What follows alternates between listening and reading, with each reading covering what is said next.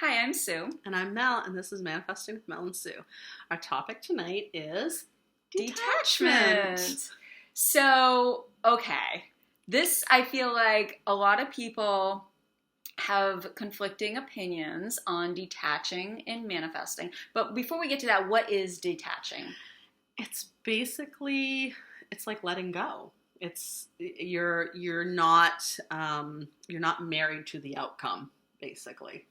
Okay. So what does that mean in practice, though? So in practice, it's I guess the best way to put it is when you detach from something, you're not. I guess for affirmations, if I was kind of detaching from it, it would kind of be like a one and done type thing, right? Right. So I would affirm one time, and then I would detach from it. I would just be like, it's done. It's Or I'm letting go. Or if you don't feel like it's done, You affirm but until you're not detached, you want to be a little more detached, you would maybe just affirm when you think about that thing. Exactly. So like if I'm thinking about money but I don't want to be obsessing about money, then anytime I spent something or thought about something that I needed, I would think about the fact that I'm so rich and I can afford everything that I want. So but you would only affirm when that thing comes to mind. Exactly. Instead of focusing on it all the time. Yes. So is it necessary to detach? And I know we kind of talked about this a little bit in the robotic affirming video. I don't believe it is. I don't think that you have to detach because, again, everybody is different. We create our own rules. But personally, I think, for me anyway, it makes it easier. For me to detach from it, I feel like I manifest faster that way. Yeah, I agree. And again, this is a limiting belief of mine, but I have tried all different techniques. And even when I knew that a robotic affirming works, and it does, and the reason why it works is because it's your dominant state that manifests. So if you are constantly focused on the thing that you want and not the thing that you perceive that you don't have. Does that make sense? Like, yes. You focus on the fact that you have it. Yes. And you reaffirm the fact that you have it over and over again. That's going to become your dominant state, right? Yes. If you're focusing on the fact that you don't have it, that's going to become your dominant state. So when we talk about obsession, obsession can be tricky because if you are obsessing to the point where it's like, I have to keep affirming because I don't have it yet, that feeling of not having it yet is going to be the thing that holds you back. It's going to be your dominant state. And so you want to... Maybe not your dominant state, but it could slow down the process. So, I'm sorry, I interrupted. No, I kind of, my thought process was, for me, when in the past I had started to kind of feel like I was obsessively affirming for something, and it was creating a feeling of not having it, which became my state, so to speak, was I was like, I don't have this, I need to affirm more. If I don't affirm enough, and you start to spiral. Yeah, if you feel like you need to affirm, what is that creating? That's creating more need to affirm. Exactly. So it's a catch-22, and it can be. So what I would recommend, if you feel like you're having trouble, I would recommend at how you feel when you think about the thing that you want. Do you feel good? Do you feel anxious? Do you feel like you need to affirm? Look at how you're feeling. And then there are things that you can do to improve your state. So detachment, I guess if we go back to why it's helpful, it helps to remove the importance. So you can manifest something as small as a penny as easily as you can manifest shifting to a completely different dimension where your hair is blue and your skin is green. Like something unfathomable. Yes. You can manifest something wildly different than your current reality just as easily the thing that keeps you from doing it is your belief that it isn't true, right? And so anything is easy to manifest, but it's the state that matters. So let's go back to importance. How do you remove the importance? So like for me, over the past few years, the most important thing for me was fixing my relationship with myself, healing from my trauma, because it was so important for me to have a healthy relationship. Like I kept thinking like, I can't focus on money now. I'm going to worry about that later because I really feel like I need to work on love. Like I need to work on my love life. And there was this constant need of like, this is what's most important. And as much as I tried to make it not important, it still became important to me. And I realize now the reason why, which I don't need to get into here. But once I revised my childhood, took off the importance, it definitely opened me up. But what's helped even more since is learning how to detach. So how do you detach? What are your, I guess, steps or techniques or... So I would say what's helped me most, two things. I've recommended the Moab booster in the past. I highly recommend it because Second that. It has like 9,000 affirmations in it, and its sole purpose is to help you detach so you get your manifestations easier. And you can say you don't need to detach to get results, but I'm telling you, lots of people have had results from just using this booster with their previous manifestation methods. Yeah. So in my most recent romantic situation, my current relationship, I found myself, even though everything's going well, I found myself falling back into intrusive thought patterns, right? And I realized I started affirming for good things in my relationship because I'm like, that's what you do. But I would affirm them a lot. And I just realized like, I started getting opposite results, which means it was working. Yay! Yay! Didn't feel like yay.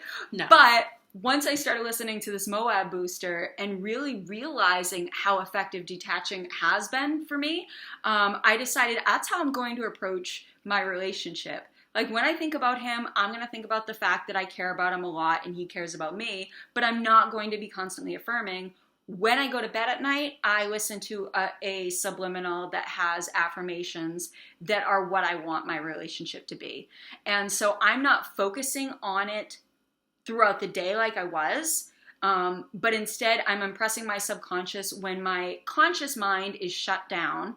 So I know the affirmations are getting through and I'm not questioning it. And then during the day, my state has been so much better, so that I have felt so much more relaxed. I feel a lot better about this relationship, and I'm not questioning, like I'm not getting into that horrible thought pattern that like when I'd be affirming all the time, I'd constantly have doubts come up, which fine, you can affirm through it, great. But I feel like I don't have to fight my mind anymore. And it's just, it's such a relief that I don't have to affirm because I already have what I want. Exactly. For me, I think what has helped me to detach the easiest was if I started to feel frustrated in what I was affirming for, I would start turning my affirmations inward. And so I would start self-concept. I would focus on me. So if I felt like I wasn't getting the love that I wanted from the people that were around me, instead of affirming for that, I started affirming that I love myself. Yes. You know, and I recently just experienced that with affirming for something, and I got opposite results. And instead of remembering that it was a good thing, I got frustrated and I said, I'm done. I'm not doing it anymore. And I told her that. I messaged Sue and I was like, I'm done. I'm over it. Fuck it all. And I was like, I'm going to start affirming for me. So I switched my affirmations so that it was focused on me. And within, it wasn't even, 15 hours. It was at night. It was later at night when this happened. All these guys start blowing up her phone. Yeah, like friends, coworkers, like people that I haven't talked to in a while. And it was insane. And and it's funny because I told you, the same thing happened to me when I started affirming that I choose myself and I'm committed to myself, that now I'm in a relationship where I'm chosen and I'm committed to. Like, and also all these guys started reaching out. I accidentally touched your boob, I'm sorry. All these guys started reaching out to me. And so basically, collect yourself, Sue. Basically, turn your affirmation for what you want other people to do for you back on the fact that you're doing it for yourself. Yes. I'm committed to myself. I choose myself. Yes. I love myself. Whatever I'm committed to me. Yes. I give myself lots of money. Yes. Yes. Yes. I like that one. That's a great one. Yeah. And it kind of like makes it more fun and lighthearted. It feels too. good. It does. I was not expecting the feeling that I got when I started turning that one affirmation onto myself. And I felt amazing. I was happy. I just felt like $1,000,000 on top of the world. Life was phenomenal. And I didn't have a care in the world. I was just genuinely happy. Yeah. And it was great. And I did. I started because I was feeling so good. It was reflecting out because, like I said, everyone, as you push out, you're going to get that. And so I think that's why we can't stress self-concept enough.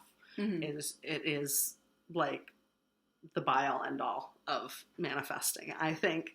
But it works amazing, like, and it does really help with detachment. Yeah, and it's huge, I think. That's my belief. Yes. So again, you don't have to detach, but if you're feeling a lot of resistance from robotic affirming, try taking a break. Try taking off the importance of the thing that you're manifesting and just focus on you and see how that feels. So if you can change your state, then that's going to do a lot for you in manifesting what you want. And another thing, too, I'm kind of a visual thinker sometimes, and I know some people are as well. But I like to think of it as, do you remember in elementary school those little plastic cubes that you could kind of stack up on each of those colored cubes? Do you remember those? I'm not exactly sure what you're referring to now. So I'll use blocks. So blocks, when you take blocks and you stack them up, and you put like 1 here, and you put 2 here, and 3 here, and 4 here, and so on, and you have the stack of blocks, and you're looking at it, and you can clearly see there's 1 here, there's 2 here, there's different heights. But when you look at it from above, all you see is 1 block here, 1 block here, 1 block here, 1 block here. So you're seeing different stages of how many blocks there are. They're, progressing or digressing, and you can see they're different sizes. And so we may put more importance on the bigger stack of blocks than we do the smaller stack. When our manifestations, like this might be a little one, like a cup of coffee, and this big one over here, this big stack is your SP or money or your dream job or a car. But when you look at it from above, they all look exactly the same. It all looks like one block. Yeah. And so, that visual for me is showing that, it's just your perspective, that you're the little things and the big things are all just as easy to manifest. And it's us who puts the importance in the size, so to speak, on what we can do. So hopefully that helps somebody. I love your analogies. Thank you. Because that makes so much sense. Well, it helps. I never pictured it in that way, that if you look at it from a different angle, they're all the same. Exactly. Yeah. I remember seeing, I don't know if you've seen this, it's kind of going around on social media, but it's a picture of an apple.